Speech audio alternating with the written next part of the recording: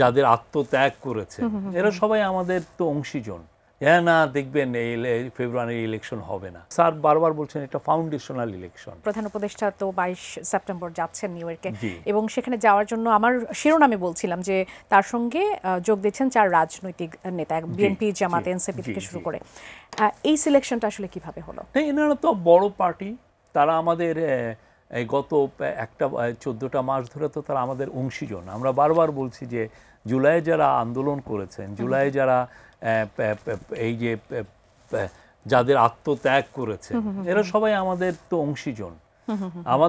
আমরা খুশি হতাম যদি সবাইকে নিয়ে যাওয়া যেত, বাট আপনি তো বুঝেন লিমিটেশন তো আছে এই গভর্নমেন্টের। সেই জন্য আমরা জাস্ট সিলেক্টিভ 4 জনকে নিচ্ছি।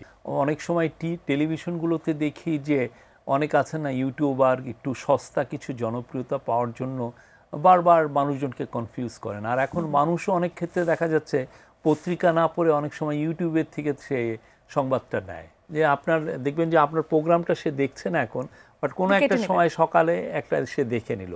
তো প্রোগ্রাম এই সমস্ত জায়গায় মিডিয়ামের থেকে এখন মানুষ বেশি ইনফরমেশন নিচ্ছে। তাহলে এই ধরনের আমরা প্রচুর ইউটিউবারকে দেখছি, প্রচুর লোককে দেখছি এই ধরনের বিভ্রান্তি ছড়াতে। হ্যাঁ, না দেখবেন এই ফেব্রুয়ারির ইলেকশন হবে না। বাট আমরা এটা বারবার দ্ব্যর্থহীন কণ্ঠে বলতে চাই, ইলেকশন ফেব্রুয়ারির 15 তারিখের মধ্যে হবে। আমাদের পলিটিক্যাল পার্টিগুলোকেও জানানো যে আপনারা রেডি হন ইলেকশন। এবং স্যার বারবার বলছেন এটা ফাউন্ডেশনাল ইলেকশন, এটা মানে যেন তেন একটা ইলেকশন না যে আমি 5 বছর পর পর। এই ইলেকশনটা বাংলাদেশের ভবিষ্যৎ পলিটিক্যাল যে বন্দোবস্ত বা সেটেলমেন্টের একটা গতিধারা তৈরি করবে, রোড ম্যাপ তৈরি করবে। আমরা কিভাবে আমাদের ডেমোক্রেসিকে এগিয়ে নিব, এইটা খুবই ক্রুশিয়াল একটা ইলেকশন। সবচেয়ে বড় কথা, আমাদের ডেমোক্রেটিক ট্রানজিশনে যেতে হবে। আমাদের একটা ইলেক্টেড গভর্নমেন্টের কাছে আমাদের পাওয়ারটাকে ট্রান্সফার করতে হবে। দিলে যেটা হয় কি যে এটা তাহলে আমরা ডেমোক্রেসিতে আসলাম। যে কোনো ডেমোক্রেটিক গভর্নমেন্টের স্ট্রেংথ অন্য লেভেলের থাকে। হ্যাঁ, এটা দরকার।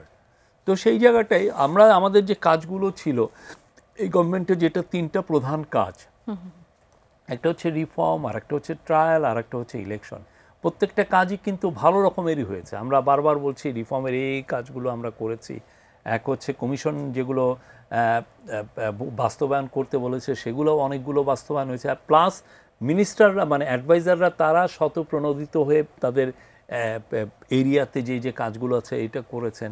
তারপরে ট্রায়ালের কাজ দেখেন অনেক দ্রুত গতিতে চলছে, এবং আমরা আশা করছি এটা তো ট্রায়ালকে তো আমরা জোর করে তো আর এটাকে গতি বাড়ানো যায় না, বাট আমরা আশা করছি যে একটা ভালো পর্যায়ে যাবে, এবং ইয়ের আগে হয়তো বা ইলেকশনের আগে হয়তো 2-1টা ভার্ডিক্ট আসতে পারে। এটা ইট ডিপেন্ডস অন দি মানে আইসিটির যিনি জাজ তাদের বা কোর্টের উপরে।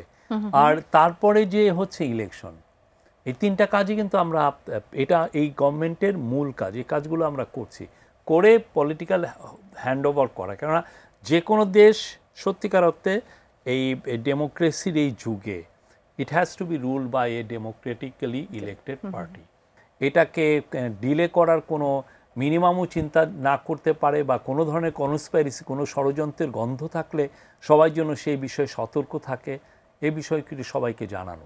নির্বাচনের ক্ষেত্রে এটার তেমন কোনো প্রভাব পড়বে না বলে কি আপনি মনে করছেন? আমরা মনে করি খুব ভালো নির্বাচন হবে, উৎসবমুখর নির্বাচন হবে। বাংলাদেশের ইতিহাসে একটা ঐতিহাসিক একটা নির্বাচন হবে, এবং মানুষ উৎসবমুখর পরিবেশে তাদের পরিবার পরিজন নিয়ে ভোট দিতে যাবেন। অবশ্যই যাদের ভোট কেন্দ্রে যাওয়ার দরকার তারাই ভোট কেন্দ্রে ঢুকবেন, বাকিরা বাইরে থাকবেন। বাট আপনি সেই দিন দেখবেন যে পুরো বাংলাদেশ মানে একটা উৎসবে মাতোয়ারা হবে।